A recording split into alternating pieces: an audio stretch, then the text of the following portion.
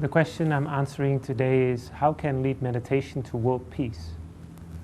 The reason why I'm often asked this question is because we often in our temple speak about meditation as the ultimate means to attain world peace, to accomplish world peace. Or sometimes we put it in the phrase,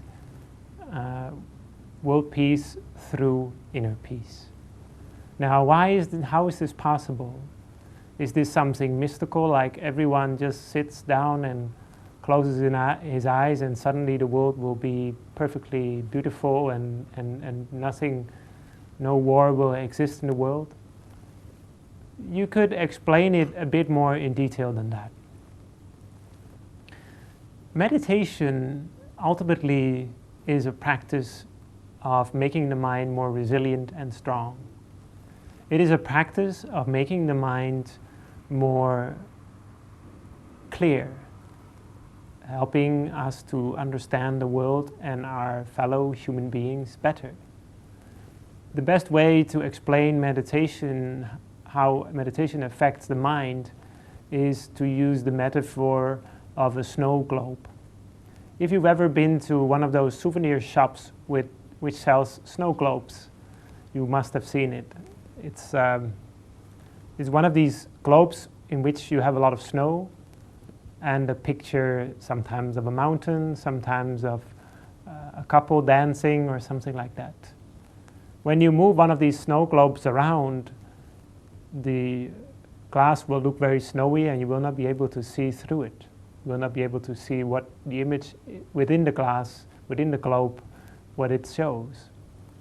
But once we put the globe down, we can see what the image is like. Is it the mountain? Is it the landscape? Is it the couple that is dancing? In the same way with our mind, as long as our mind is still moving, as long as our mind is still distracted, as long as there is still clutter in our mind, we will not be able to see clearly what is the best for our own benefit and happiness, what is the best for the other person's benefit and happiness. We will not be able to see these things clear.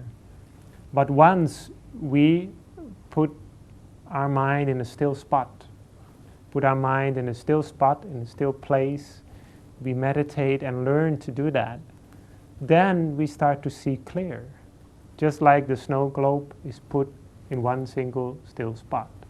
And we can then clearly understand what is the best for our own benefit and happiness, and what is the best for another person's benefit and happiness.